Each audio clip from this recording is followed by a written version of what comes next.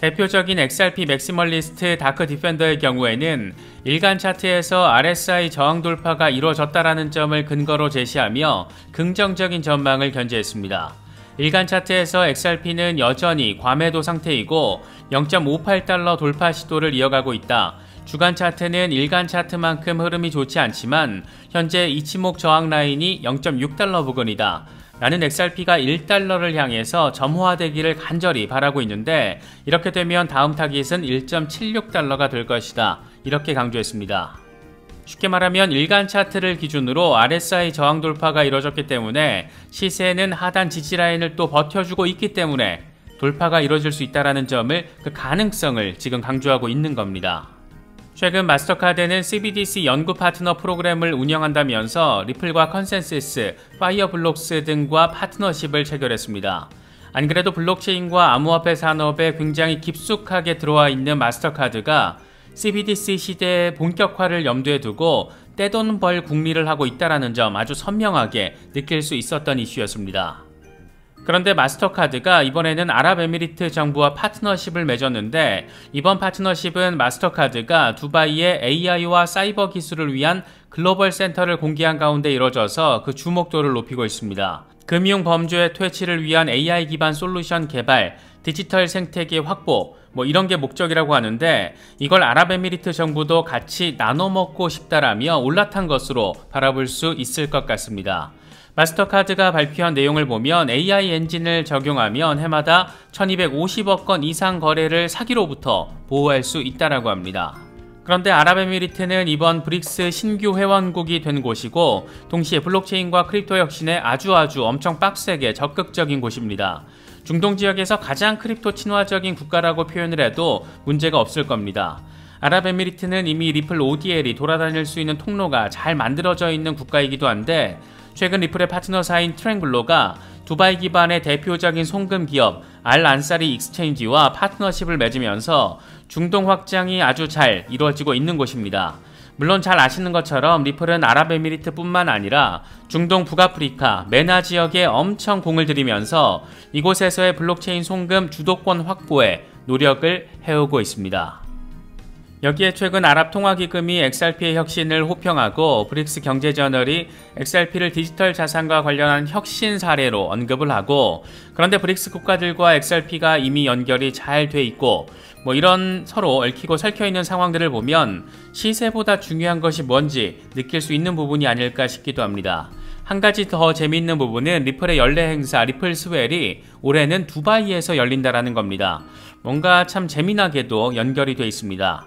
XRP가 의미 있는 시세를 형성하는 시기가 1년 뒤가 될지 10년 뒤가 될지는 예단할 수는 없겠지만 확실한 건 엄청난 잠재력을 가지고 있고 이미 하나둘 현실 속에서 잘 보여주고 있다는 겁니다. 사실 리플과 관련해서는 단기적인 시세 흐름보다 장기적 관점에서 정말 의미가 큰 소식 더해졌습니다. 무려 웨스턴 유니온이 리플과 국제송금 분야에서 협업을 진행하고 있다는 소식을 이 회사 CEO가 공개석상에서 직접 밝힌 겁니다. 웨스턴 유니온은 1851년에 문을 연 뉴욕 기반의 대표적인 미국 국제 송금 기업입니다. 19세기의 전신 회사에서 시작을 해서 지금은 전 세계 200여 개국의 개인 송금, 기업 지출, 무역 업무를 대행하고 있습니다. 대표적인 경쟁사로는 머니그램, 또 페이팔 등을 꼽을 수가 있습니다. 아마 아시는 분들은 이 부분까지만 듣고도 와, 이거 진짜 대박이다 싶은 그런 생각 드실 겁니다. 먼저 웨스턴 유니온 CEO가 밝힌 내용을 보면 리플의 기술과 XRP를 우리 회사와 통합하기 위해서 적극적인 노력을 하고 있다. 다양한 솔루션 테스트가 이루어지고 있다. 이를 통해서 웨스턴 유니온은 거래를 최적화하고 비용을 절감하는 방안을 마련하고 있다. 이렇게 설명을 했습니다. 쉽게 말해서 훨씬 빠르고 훨씬 저렴한 리플 레저를 통해서 거대한 국경 간 송금에 대한 혁신을 진행하겠다라는 겁니다. 여기까지만 해도 일단 완전 대박. 그런데 우리의 눈길을 끄는 지점은 이 회사의 경쟁 기업으로 꼽히는 머니그램, 페이팔 등입니다. 굳이 따지면 페이팔보다는 머니그램이 더 직접적인 경쟁 라인이라고 할 수 있는데 잘 아시는 것처럼 머니그램은 한때 리플과 파트너십을 맺었고 소송이 발생하면서 치사하게 리플 버리고 대신 지금은 스텔라와 손잡고 있는 곳, 하물며 스텔라가 머니그램에 투자를 단행한 그런 상황입니다. 페이팔의 경우에는 자체 스테이블 코인 발행을 단행하면서 이미 블록체인 영역에 아주 깊숙하게 들어와 버렸습니다. 결국 정답은 간단합니다. 기성 레거시 금융권이 살아남기 위해서는 블록체인 디파이 혁신을 수용하지 않을 수 없고, 이게 지금 미국에서는 서서히 가속화되고 있다. 이런 흐름이 글로벌하게 확산되고 있는 상황이고, 결국 우리의 송금 방식 역시 점차 이 방향을 향할 수밖에 없다. 그런데 그 중심에 리플, 스텔라 이런 기업들이 자리하고 있다. 근데 또 스텔라는 리플에서 하드포크된 형제 관계다. 상황이 이렇다라는 겁니다. 유투데이의 경우에는 좀 더 긍정적으로 지금의 상황을 해석했습니다. XRP 거래량 급증을 동반하면서 24시간 동안 2.8%대 상승세를 기록하고 있다. 이건 그레이스케일 승소 등의 소식으로 시장 전반의 분위기가 구매자에게 유리한 방향으로 흘러가고 있다는 것을 보여준다. XRP 거래량은 하룻밤 사이에 109% 증가해서 15억 달러를 기록을 했는데, 이건 신규 자금 유입을 암시하는 것이다. XRP 곰 세력이 황소 세력에 압도당하고 있다라는 첫 번째 신호다. SEC와의 재판에서 리플이 승소하고 토레스 판사의 약식 재판 판결이 유지된다라면 XRP의 장기 전망은 긍정적일 것이다. 이렇게 분석을 했습니다. 소송이 긍정적으로 정리가 된다라면, 다시 말해서 내년 2분기로 예상되는 배심원 판결을 통한 재판 결과 이번 약식 재판 판결 수준으로 잘 정리가 돼준다라면 이제 리플로서는 도약의 발판이 온전하게 꾸려진 것이라고도 할 수가 있습니다. 소송 이후 넥스트 스텝은 사실 이미 정해져 있는데 바로 IPO 기업 공개입니다. 이건 갈링하우스 CEO가 여러 차례 공개석상에서 발표를 했던 내용이고, 이미 지난 4월에 월가 투자자들을 대상으로 한 비공개 로드쇼까지 진행이 됐기 때문에 리플 자체적으로도 IPO에 대한 작업을 적극적으로 이미 진행하고 있다는 것을 느낄 수가 있습니다. 그런데 요 며칠 사이 리플의 IPO 이슈가 다시 적극적으로 고개를 들고 있는데 바로 리플 뉴욕 파티 때문입니다. 이번 약식재판 판결 승소를 축하하기 위해서 리플랩스가 XRP 홀더들과 술 한잔하며 9월 29일 뉴욕 파티를 공지를 했는데, 이게 단순히 축하 자리가 될지 아니면 진성 XRP 홀더들 모아놓고 의미 있는 이슈 하나 던져주는 그런 자리가 될지, 이게 지금 관심사가 되고 있습니다. 그런데 지금 단계에서 소송 말고 뭔가 의미 있는 이슈는 사실 IPO 말고는 생각해 볼 게 많진 않습니다. 그래서 커뮤니티를 중심으로 리플 IPO 루머가 다시금 확산되고 있는 모습인데, 사실 아직 소송이 진행 중이라서 IPO에 대한 구체적인 계획까지는 내놓긴 어려울 것이고, 뭔가 XRP 홀더들 흥분시키기 위한 재료로서 IPO에 대한 의지를 강조하는 수준에서는 충분히 가능하지 않을까. 그래서 지금 해외 XRP 커뮤니티에서는 9월 29일 뉴욕 파티가 생각보다 더 큰 관심을 이끌어내고 있는 그런 상황입니다. 단기적인 시세는 상당히 어렵게 느껴지지만 좀 길게 봤을 때는 느낌이 확실히 다릅니다. 과연 10년 전에 XRP 100달러어치를 사서 계속 10년 동안 홀딩을 했다라면 지금 현재 가치는 어떻게 될까? 이와 관련해서 핀볼드가 정리했는데 재밌게 느껴집니다. 2013년 8월 말 XRP는 0.005달러에 거래가 됐는데, 이걸 계속 안 팔고 그대로 홀딩했다라면 지금 가격으로 봤을 때 1300% 정도 상승한 것으로 나타났습니다. 만약 10년 전에 100달러를 투자했다라면 지금은 9300달러 이상의 가치가 된다라는 의미. 만약에 1000달러를 넣었다라면 93,000달러, 10,000달러를 넣었다라면 93만 달러가 됐다라는 그런 얘기입니다. 10년 사이 어마어마한 폭등과 어마어마한 폭락이 있었는데, 지금의 이 무시무시한 0.5달러 가격도 10년 전과 비교했을 때는 1000% 넘게 상승한 가격이라는 것, 역시 시간의 힘이라는 건 정말 무섭다, 이런 걸 느낄 수 있는 부분이고, 장기 투자의 특장점이 바로 이게 아닐까 싶기도 합니다. 그래서 그런지 이번에 에그라 크립토가 제시한 분석이 더 재밌게 느껴지기도 합니다. 분석 근거는 조금 복잡하게 느껴지는데 이건 차치하고 결론만 정리를 하면, 이 양반은 XRP가 40달러에 도달한 뒤에 400달러 가능성, 달성 가능성을 지금 이야기하고 있습니다. 지금 수준에서 40달러는 7500% 상승, 400달러는 75000% 상승하는 셈이 되는데, 지난 10년 사이에 1000% 올랐다고 하니까 앞으로 10년 정도 안에 7500% 정도는 가능하지 않을까, 이런 생각이 드는 것은 꼭 기분 탓만은 아닌 것 같습니다. 이것도 비슷한 관점에서 바라볼 수가 있는데, XRP의 몰빵한 크립토 에셋 가이는 비현실적인 XRP 예측은 헛소리다. XRP가 $100 과연 넘어설 수 있을까? 그럴 수 있을 거다. 하지만 아주 오랜 시간이 걸릴 거다. 나는 $10가 합리적인 가격 목표로 바라보고 있고 이건 2024년이나 2025년 사이에 가능할 것이다. 이렇게 강조했습니다. 제 목도 메이는 것 같습니다. 저희 채널 목표 타겟도 $10인데 이 정도는 가까운 미래에는 가능하지 않을까 그런 생각이 드는 건 역시 기분 탓만은 아닌 것 같습니다. 삿포로 가자! 또 하나 9월 긍정적인 재료로서 기대할 수 있는 부분은 리플 소송 상황입니다.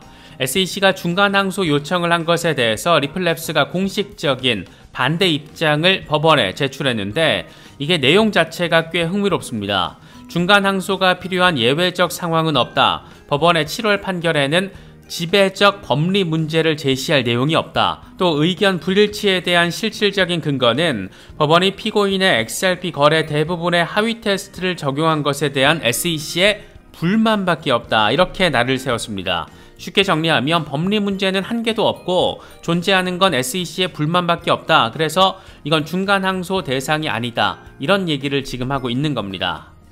지금 단계에서 우리가 생각해 볼 수 있는 상황은 크게 두 가지입니다. 먼저 법원이 SEC의 중간 항소 요청을 받아들이는 상황입니다.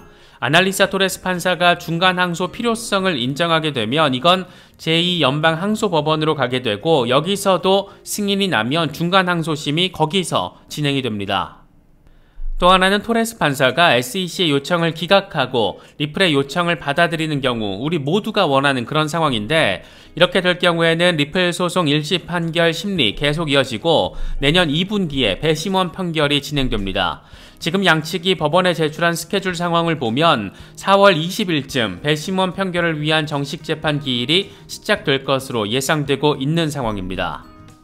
지금 이런 거에 대한 갈래타기, 다시 말해서 토레스 판사가 중간 항소에 대해서 어떤 명령을 내릴지가 9월 중순 전후 시점에서 나오게 될 것으로 기대가 되고 있는데 개인적으로는 이미 본인이 1심 판결을 마무리하기 위해서 배심원 판결 일정까지 제시한 상황에서 자신의 법리 적용이 잘못됐다는 걸 인정하고 이걸 항소법원으로 보낼 가능성이 있을까? 개인적으로는 낮다라고 생각하고 있고 그래서 9월에는 XRP의 흐름에 있어서도 의미 있는 상황이 한 번 더 펼쳐지게 되지 않을까 기대하고 있습니다.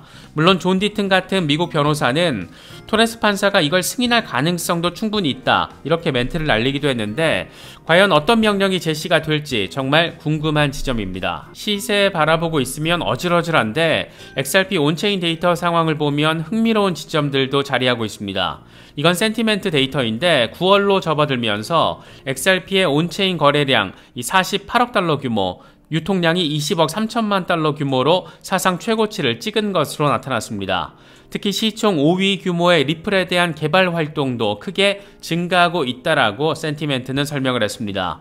시세는 다소 엉망인데 온체인 데이터 상황은 긍정적이고 소송에 대해서는 기대 포인트가 자리하고 있고 암튼 XRP는 투자하기 진짜 어려운 종목이라는 거 새삼 느끼게 되는 것 같습니다. 독일 중앙은행이 발간한 국경 간 송금 관련 리포트 내용 가운데 일부입니다. 일단 소제목이 이렇습니다. 즉각적인 결제, 핀테크, 그리고 블록체인, 유럽 결제 지형 앞에 자리한 도전들, 그리고 나서 블록체인 레저를 활용한 기술들을 제시하는데 리플과 이더리움, 비트코인 등이 나열되어 있습니다.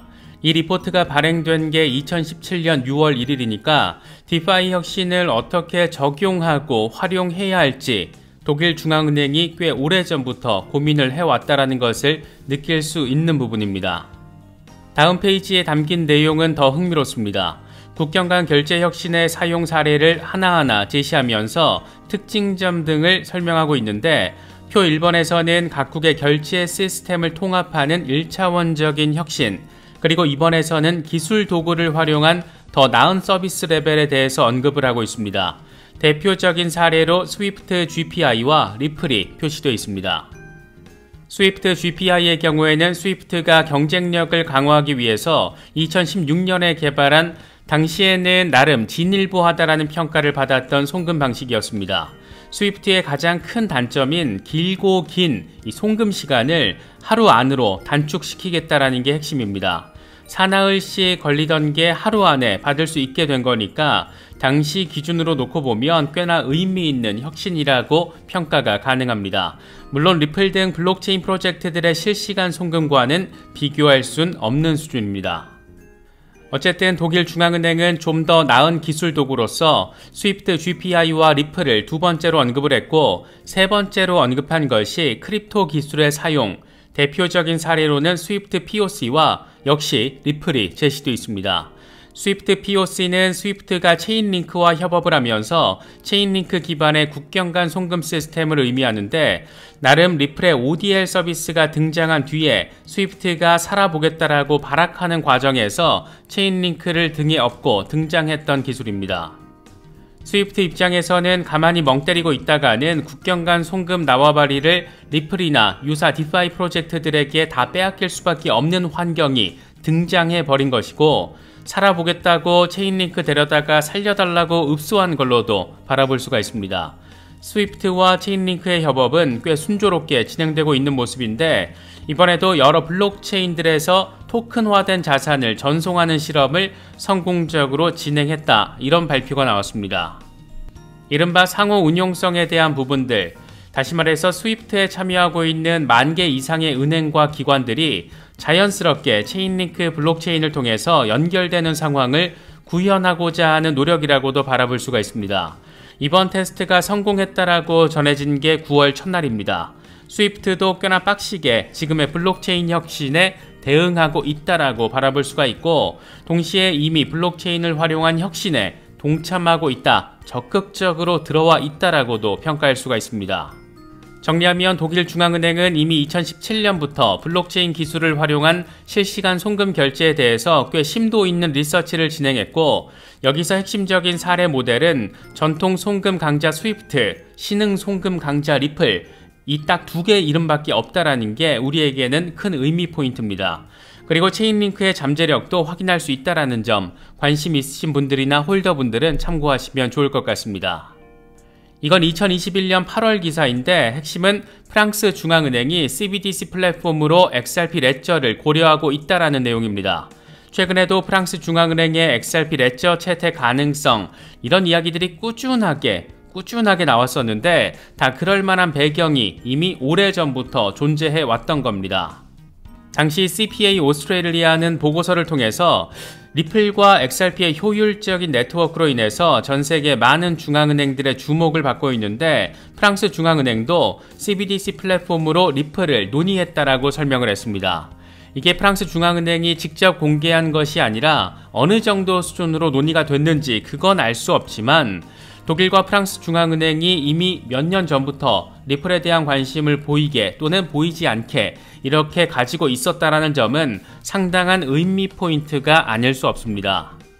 특히 지금까지 리플을 CBDC 플랫폼으로서 채택한 국가들은 팔라우, 몬테네그로 등 도시 국가 규모의 소규모인 경우가 많았고, 리플과 CBDC 프로젝트를 진행하고 있는 홍콩의 경우에도 비슷한 관점에서 바라볼 수가 있습니다.